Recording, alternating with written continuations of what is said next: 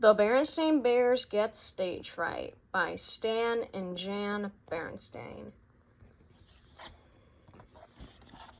Most little bears like to play, to show off, read aloud, and to sing. But on a stage in the spotlight, for some, the play's not the thing. This is the story of The Berenstain Bears Get Stage Fright by Stan and Jan Berenstain. When you hear this sound, ding, turn the page. Okay, let's begin.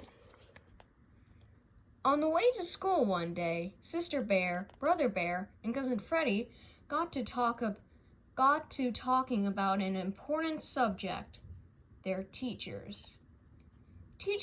Teacher Bob is tough but fair, said Freddie, who was in the same class as Brother.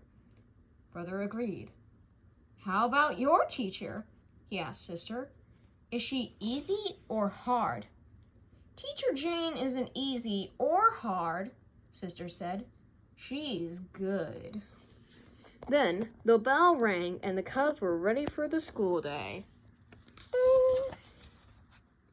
The reason Sister thought Teacher Jane was good was that she made things interesting. When they were learning to add and subtract, Teacher Jane set up a pretend store with play money and a toy cash register. They helped the Cubs learn, and it was fun. When the class was studying words and ideas, they made posters. That helped them learn too. And sometimes in reading class, instead of just reading from their books, they acted out the stories. That's what they were doing with Grizzly Stiltskin, the story of the funny old elf bear who was sure that nobody could ever guess his name. Sister Bear was acting out the part of the miller's daughter, who becomes a princess and has to spin straw into gold. They had come to the part where the princess had one last chance to guess the elf bear's name. Ding! Oh, good sir, read Sister in a loud, clear voice. We've come to the end of our guessing game because Grizzly Stiltskin is your name. That's when Grizzly Stiltskin flies into a rage and disappears in a puff of smoke, and the princess lives happily ever after. That was very good, class, said Teacher Jane. So good, in fact, they asked a prize for you. I'm in charge of the school play this year, and guess what? The play is going to be Grizzly Stiltskin, and some of you will have parts in it. Then she gave out the parts. One of them had Sister's name on it. What fun! What excitement! Sister was going to be in the school play on the auditorium stage with scenery and costumes and makeup and everything. Ding! It turned out that Brother and Freddie had gotten parts too. Brother was going to be the woods bear who finds out the elf bear's name, and Freddie was going to play the part of Grizzly Stiltskin himself. Who are you going to be? Freddie asked Sister. When Sister, who hadn't even thought to look, turned to her part, it said, the princess. Wow, said Brother and Freddie. That's the main part. Well, how about that? Said Papa Bear when he heard the news. My little princess is going to play the part of the princess. Say, we'd better tell Grizzly Gramps and Gran, and Uncle Willie and Aunt Min.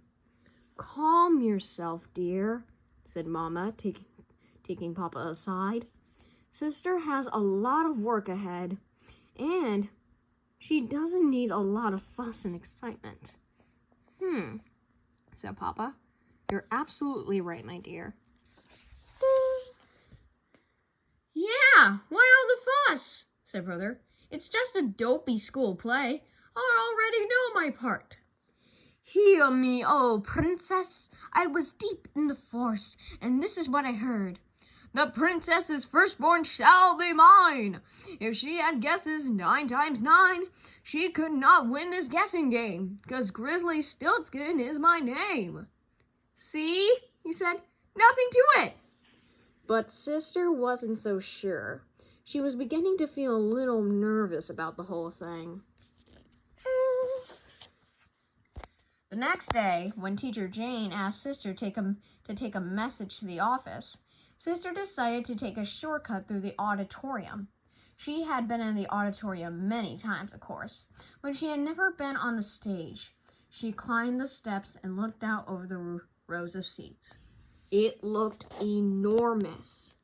Then she imagined all the seats filled with everybody in the school, and Grizzly Gramps and Gran, and Uncle Willie and Aunt Min. It looked even more enormous. Ding. "Why the long face?" asked Brother on the way home from school. Sister told him she was worried about the play. "Relax," he said. "There's nothing to it. It's a piece of cake." "Why, I can do my part standing on my head. Hear me, oh princess." Hanging from a branch. "Hear me, oh princess." And from inside a hollow log. "Hear me, oh princess, princess, princess." Cousin Freddie and the gang thought Prodder was pretty funny, but Sister didn't even smile. That evening, Sister's worries all came out. Reading a part in class just isn't the same as getting up in front of the whole school. They have to learn it all by heart, she wailed. "How am I ever going to do it?" "The same way you learn anything else," said Mama. "Line by line, page by page. Papa and I will help you. Besides, you already know lots of things by heart. The alphabet, dozens of songs and rhymes, the Pledge of Allegiance. Why, I bet you know enough things by heart to fill a book. You already know the story. All you have to do is learn your part in practice." That's what Sister did. She learned her part line by line, page by page. And she practiced. She practiced in her room in front of her toys. "Oh, good sir." She practiced in the field in front of her forest friends. "We've come to the end of our guessing game." She practiced in front of Mama and Papa. "Because Grizzly Stiltskin is your name." "That was wonderful, sweetie," said Papa, applauding. "Letter perfect." "Yes," sighed Sister, "but practicing in front of my toys and forest friends and you and Mama just isn't the same as getting up on the stage in front of the whole school. How do I practice for that?" "Sweetie," said Mama, "there are some things in life you can't practice. You just got to do them." "But what if I get nervous and scared?" she asked. "Oh, but you will," said Mama. "I will?"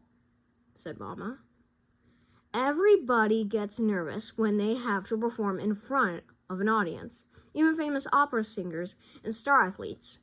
But if you know it's natural and you expect to be a little nervous, it won't really bother you that much, and you'll do yourself proud." Ding.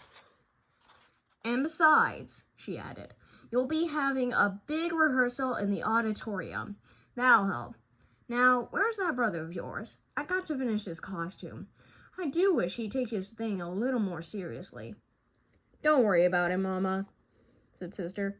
"He can do his part standing on his head." The rehearsal did help, but an empty auditorium still wasn't the same as a real-life audience. Ding. And now, at last, the moment had come. The curtain was opening on the Bear Country School production of Grizzly Stiltskin. And there was Sister, all alone on the big stage looking out at the whole school, and Grizzly Gramps and Gran, and Uncle Willie and Aunt Min. It was a little scary, but it was also very exciting. Then she heard a loud, clear voice saying, "I am the miller's daughter, and woe is me, for my father has told the king I can spin straw into gold, and in truth, I cannot." It took her a split second to realize that the voice was hers. Ding. From there on, everything went beautifully. There was one little rough spot near the end when it was time for Brother to do his part. He came on stage in his handsome wood bear costume, looked out at the hundreds of eyes staring at him, and completely forgot of what he was supposed to say. "I can't remember my lines," he whispered. "Why don't you try standing on your head?" whispered Sister. But then she took pity on him and helped him with his lines. The play ended magnificently, with Grizzly Stilton flying into a fury and disappearing in a puff of smoke. The applause was long and loud. After the show, Mom and Papa came backstage. "Terrific show," said Papa. "Terrific. Congratulations," said Mama, "on a job well done." "A piece of cake," said Princess Sister. Ba-da-ba-ba-ba, the end.